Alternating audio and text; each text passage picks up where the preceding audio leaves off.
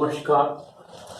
BSc प्रथम वर्ष के छात्र छात्राओं का स्वागत है आज के लेक्चर में।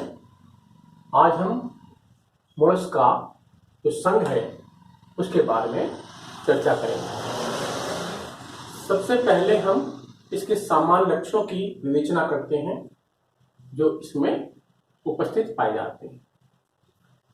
मोलस्क का जंतु जो होते हैं समुद्रीय, मृतजलीय, स्थलीय विभिन्न आवासों में पाए जाते हैं और इनमें से कुछ जंतु उभयचरीय प्रकृति के पाए जाते हैं, शाकाहारी हैं, मांसाहारी हैं और कुछ जो पक्षमापी असन क्रिया करने वाले जंतु हैं जो जल में उपस्थित भोजन के सूक्ष्म कणों को पक्षमापों के द्वारा जल से पृथक करके ग्रहण करते हैं।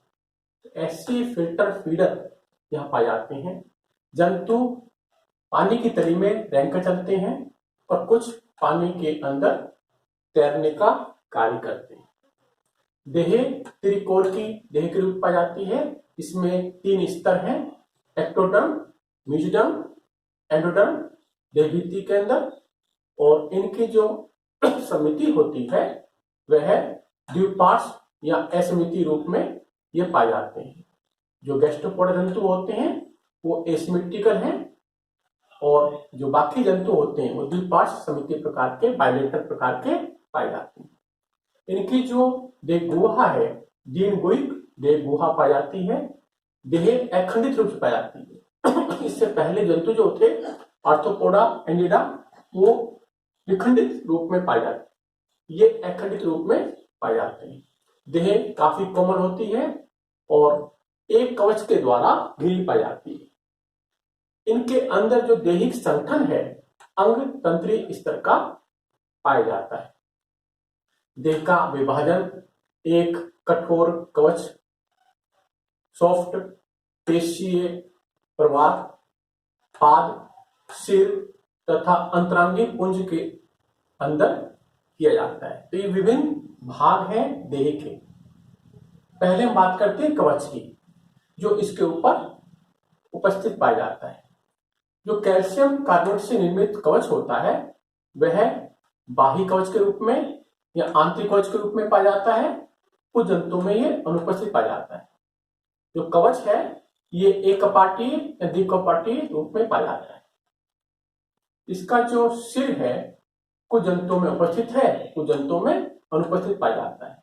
और सिर पर जो मुख है, नेत्र है और स्पर्शक है ये उपस्थित पाए जाते हैं। जो इसका पाद है वह पेशीय पाद के रूप में पाया जाता है। पाद चपटा हो सकता है या बेलनाकार आकृति का पाया जाता है। ये रेंगने के जो गमन है, रेंगने वाला गमन है, वो इसके द्वारा संपन्न किया जाता है। सेफेलोपोडा जो जंतु होते हैं उसमें पाद का रूपांतरण भुजाओं में कर दिया जाता है। इसके जो अंतरांगी पुंज है इसके अंदर जितने भी आंतरिक अंग हैं सबके सब इस विसरण मांस के अंदर, अंतरांगी पुंज के अंदर उपस्थित पाए जाते हैं। श्वसन क्रिया यहाँ क्लोम के माध्यम से या जो प्रवाह भित्ति है उसके आंतरिक अस्त्र के द्वारा या फुफ्फुसीय जो कोश है उसके द्वारा की जाती है। ये वायु श्वसन क्रिया की जाती है उसी कोश के द्वारा जो गैस्ट्रोपोडा में होती है, और बाकी के अंदर जो क्लोम है वो श्वसन क्रिया के लिए कार्य करते हैं। जो उत्सर्जन क्रिया है उसके लिए 1 या 2 वृक्क पाए जाते हैं देह के अंदर, और ये जो वृक्क होते हैं ये एक तरफ से जो हृदय के चारों तरफ उपस्थित पेरिकार्डियल गुहा है उससे जुड़े होते हैं और दूसरा बाहर खुले होते हैं। तो जो पेरिकार्डियल देह गुहा है उसको बाहर से संबंधित करते हैं ये वृक्क। जो मुख गुहिका होती है उसमें एक भोजन को काटने वाला, चबाने वाला एक अंग पाया जाता है रेडुला के रूप में। एक जो वर्ग है उसको छोड़ के सब वर्गों में रेडुला अंग पाया जाता है और इसकी आहार नाल में पाचक ग्रंथियां उपस्थित पाई जाती हैं। परिसंचरण खुले प्रकार का है और इसमें जो हृदय है या तो द्विकोष्ठीय या त्रिकोष्ठीय रूप में पाया जाता है। रक्तवाहिकाएं धमनियों तथा शिराओं के अंदर पाई जाती हैं और हीमोसाइनिन नाम का जो श्वसनीय वर्णक है यहाँ रक्त में पाया जाता है। ये ब्लू रंग का होता है, नीले रंग का ये श्वसनीय वर्णक पाया जाता है। तंत्रिका तंत्र के अंदर जो अग्नि तंत्रिका रज्जु है ये अनुपस्थित पाई जाती है और इसमें विभिन्न युग्मित जो गुच्छिकाएं हैं, तंत्र गुच्छिकाएं हैं वो पाई जाती हैं।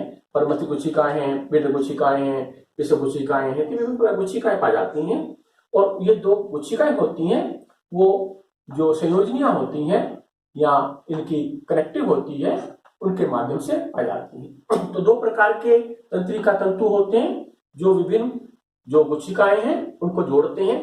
एक तो कमिश्यर या संयोजनी कहते हैं।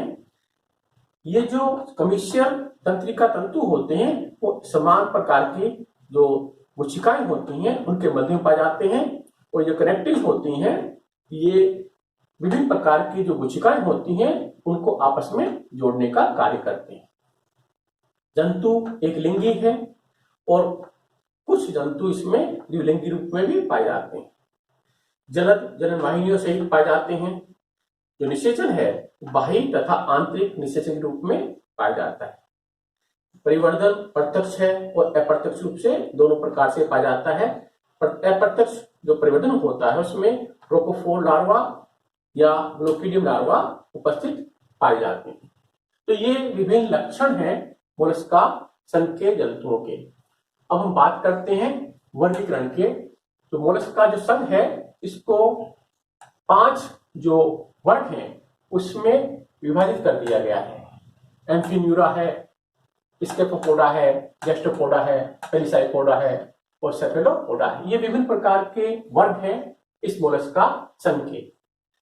इसमें जो अंतर है लक्षणों के उनकी बात करेंगे। ये जो पानी की तली में जो जो घूमने का कार्य करते हैं वो बॉटम डवेलर के रूप में ये एम्फीन्यूरा जंतु पाए जाते हैं। ये जो स्टेफोपोडा जंतु होते हैं ये बिलकारी होते हैं, बिल बनाकर रहते हैं। गैस्ट्रोपोडा जंतु जो होते हैं ये रेंगने वाले जंतु के रूप में और शाकाहारी जंतु के रूप में पाए जाते हैं। ये पेलिसाइपोडा जो जंतु होते हैं ये स्थानबद्ध रूप में बिलकारी की और जो पक्षमापी असन क्रिया करने वाले जंतु इस रूप में पाए जाते हैं। ये जो सेफेलोपोडा जंतु होते हैं ये मुक्त जीवी रूप में तैरते हैं, मुक्त प्लावी रूप में पाए जाते हैं और शिकारी प्रवृत्ति के पाए जाते हैं। इनकी जो सिमेट्री होती है, समिति होती है, ये द्विपार्श्व समिति प्रकार के पाए जाते हैं एम्फीन्यूरा वर्ग के जंतु। इसमें भी द्विपार्श्व समिति पाई जाती है। इसके पोडा के अंदर भी गैस्ट्रोपोडा में असमिति प्रकार जंतु पाए जाते हैं क्योंकि इनकी जो देह होती है उसमें समिति अनुपस्थित पाई जाती है। इनके जो पेलिसाइपोडा जंतु होते हैं ये भी द्विपार्श्व समिति होते हैं।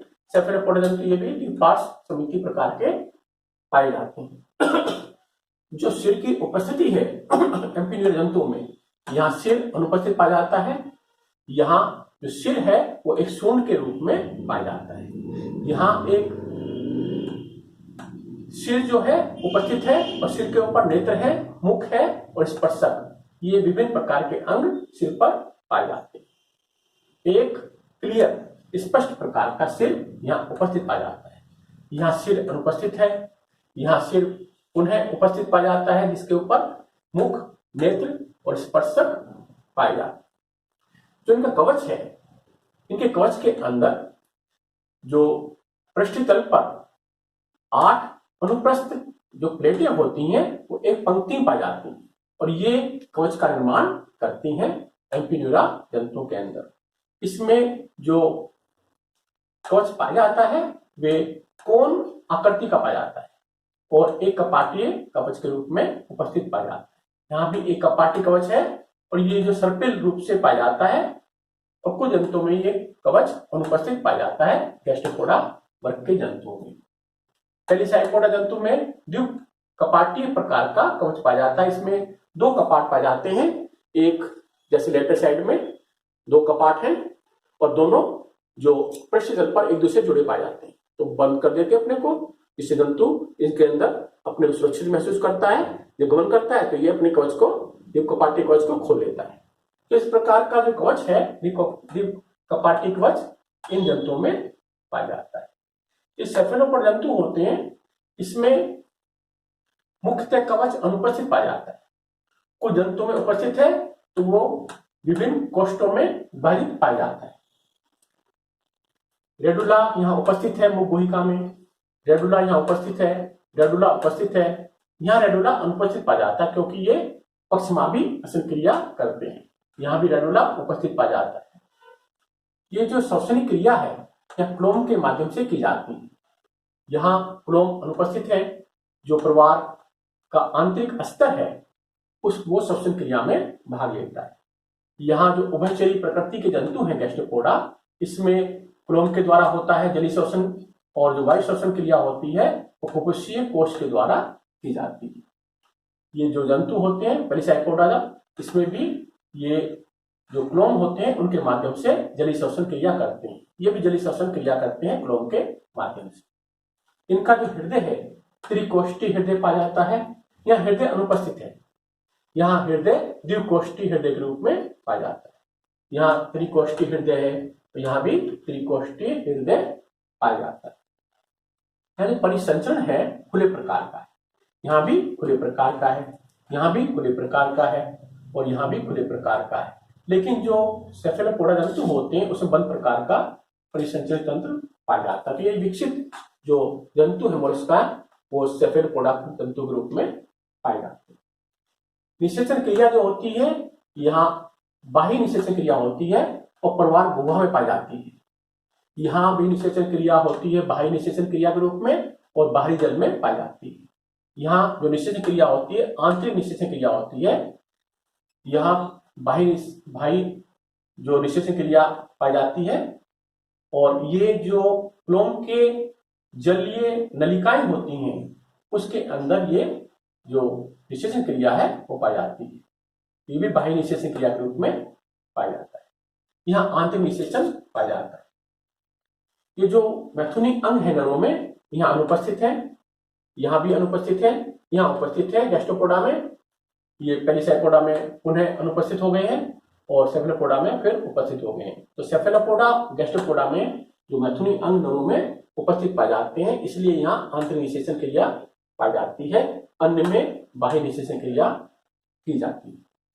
तो ये जो विभिन्न लक्षण है मोलस्का संघ के जो 5 वर्ग हैं उनके इस प्रकार से हम अध्ययन कर सकते हैं।